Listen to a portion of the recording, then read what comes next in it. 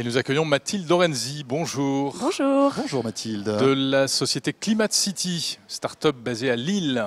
Alors Climate City, tout est dit dans le nom de la société.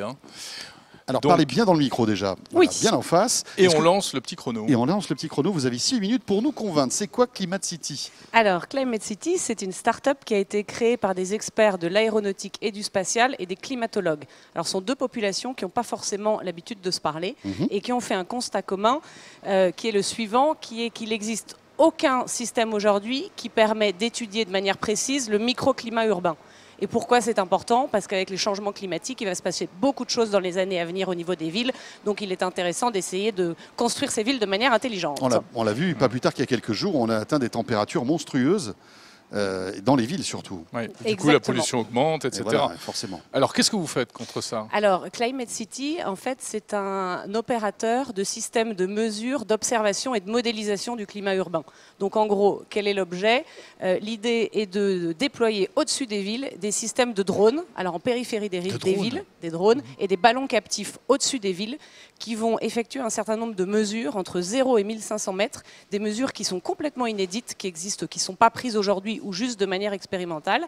Et ces données vont être modélisées et vont permettre aux villes de comprendre ce qui se passera dans 5 à 10 ans. Donc nous, on est vraiment dans le long terme. Ce n'est pas l'alerte pollution de demain, c'est qu'est-ce qui va se passer dans 5 à 10 ans et du coup, quels sont les choix que je fais pour ma ville dans le long terme pour les générations futures. Et quel type de données justement, tous ces capteurs reprendront comme données, c'est quoi? Alors, c'est des données de vitesse de vent, d'humidité, de température, de particules, puisqu'on parle beaucoup de qualité de l'air, mais c'est vraiment pas juste notre sujet. En fait, nous, c'est évidemment les sujets de pollution sont importants, mais on parle aussi d'îlots de chaleur. Pourquoi est-ce que dans certains quartiers d'une ville, il y a 7 degrés de plus que dans d'autres? Et qu'est-ce qu'on peut faire pour remédier à ça? Ou alors les problèmes d'inondation et de sécheresse. Et il faut savoir qu'aujourd'hui, 75% des villes sont situées dans des zones côtières potentiellement inondables. Donc, à un moment, comment on fait pour préserver ces villes dans les 5 à 10 années à venir? Et installer des drones et des ballons comme ça en altitude au-dessus des villes, il y a des autorisations? Enfin, vous avez aujourd'hui l'autorisation pour faire ça? L'année et demie passée, le travail a été effectué de ce côté-là. Et donc, effectivement, il faut travailler en accord avec toutes les autorités responsables de cela.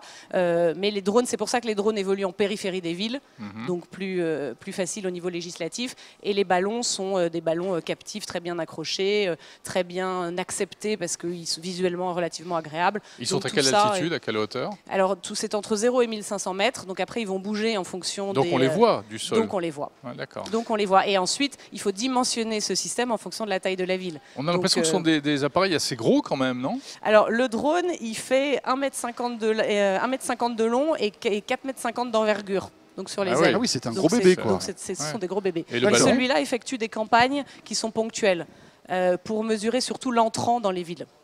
Oui, parce que vous dites que les drones seront à la périphérie des villes. Justement, si nous, on est à l'intérieur des villes, ce seront que les ballons qui pourront mesurer. Oui, mais tout ça est fait en bonne intelligence scientifique, puisque les données qui ont à être mesurées en périphérie et celles à l'intérieur des villes sont différentes. D'accord. Donc, si on prend le cas de Paris, il y a Airparif, par exemple. Vous êtes un super Airparif, si on veut. Alors, on s'inscrit en complémentarité d'Airparif. Airparif, c'est vraiment la qualité de l'air et ce sont les alertes et les réactions plus à court terme. Donc nous, on pourrait très bien, et d'ailleurs on discute avec Airparif, on discute avec tous les satellites, puisque l'idée c'est aussi d'intégrer les données satellitaires à nos données.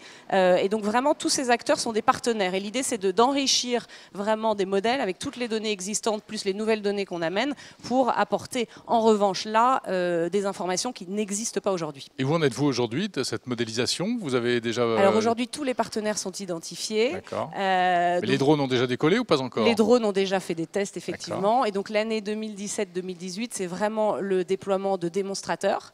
Donc là, on a signé au Bourget lundi un protocole d'intention de déploiement d'un démonstrateur dans les Hauts-de-France. Et puis, des projets sont très avancés autour de la ville d'Abidjan, en Côte d'Ivoire, ainsi qu'en Inde, au-dessus de la ville de Bangalore, qui, elle, a beaucoup de problèmes de pollution de l'air. De pollution, bien évidemment, comme beaucoup de villes asiatiques, malheureusement. Ouais. Mais alors, est-ce que toutes ces données sont réservées, en fait, à des sociétés qui, après, dans le big data, puiseront ce qui les intéresse? Ou est-ce que nous, en fait, citadins, aurons accès à ces données? Alors tout ça est encore en cours de définition, mais les clients principaux sont les villes, les industriels qui travaillent dans les villes, puisque je gère des réseaux d'énergie, d'eau, j'ai besoin de savoir où installer mon usine, comment le faire intelligemment.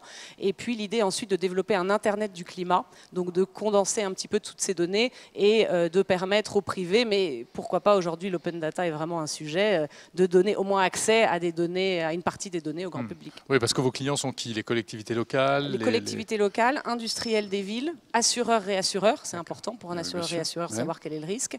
Et puis aussi tout un nouvel écosystème qu'on espère qui va se développer autour de nous, de nouvelles applications autour des données climatiques. Parce qu'aujourd'hui, dans la Smart City, toutes les données sont étudiées, mais pas les données climatiques. C'est quand même dommage. Ce qui est un peu paradoxal. Un peu embêtant.